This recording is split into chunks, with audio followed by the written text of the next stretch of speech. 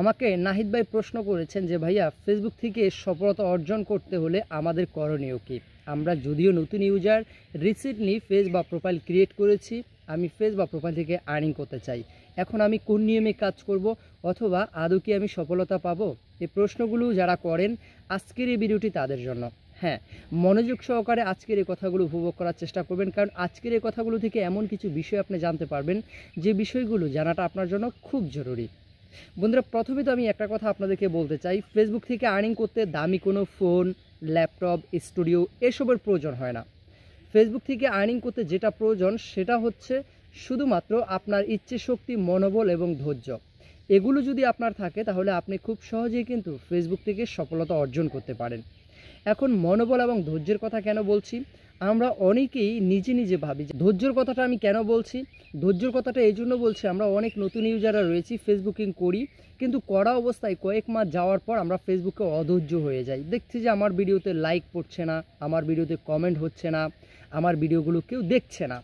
এজন্য আমরা অনেকে আছি ধৈর্যহারা হয়ে যাই। আসলে এমনটা করা যাবে না। আপনি অ্যাক্টিভ থেকে কাজ করতে থাকেন, আপনি নির্ঘাতভাবে কোনো গ্যাপ না করে আপনি প্রতিদিন অ্যাক্টিভ থেকে পোস্ট করতে থাকেন, ইনশাল্লাহ সফলতা আসবে। তবে একটুখানি ধৈর্য আপনাকে অবশ্যই ধরতে হবে। দেখুন, একটা ফেস বা প্রোফাইল ক্রিয়েট করলেই যে আপনার হাজার হাজার লক্ষ লক্ষ অডিয়েন্স বেড়ে যাবে, আপনার লক্ষ লক্ষ ভিউ বেড়ে যাবে, এমনটা কিন্তু নয়। এই বিষয়গুলো অবশ্যই আপনার লক্ষ্য রেখে কাজ করতে হবে। আরেকটি বিষয় আমি আপনাদেরকে একটু বলার চেষ্টা করছি, সেটা হচ্ছে কি, আমরা অনেকেই কিছু কিছু ভুল করে ফেলি। সে ভুলগুলো কি? এক থেকে একাধিক কন্টেন্ট ক্রিয়েটরের ভিডিও দেখা।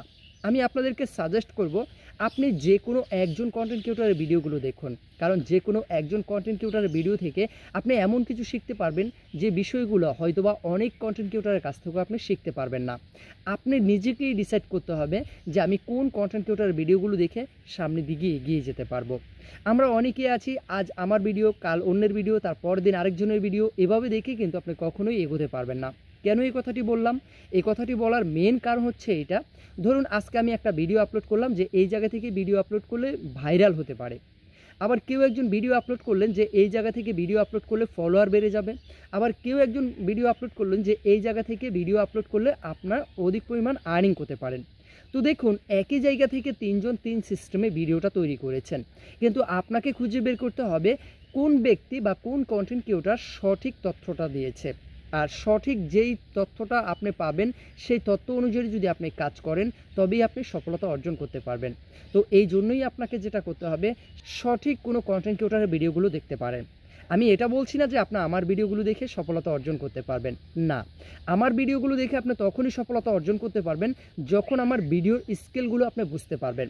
আমার ভিডিওর স্কেল আপনি যতদিন না বুঝতে পারবেন, ততদিনে আমার ভিডিও দেখেও কিন্তু আপনি ফেসবুকে সফলতা আনতে পারবেন না। এজন্য আপনি যে কোনো কন্টেন্ট ক্রিয়েটরের ভিডিওগুলোই দেখুন না কেন, সেই ভিডিওর স্কেলগুলো বোঝার চেষ্টা করবেন।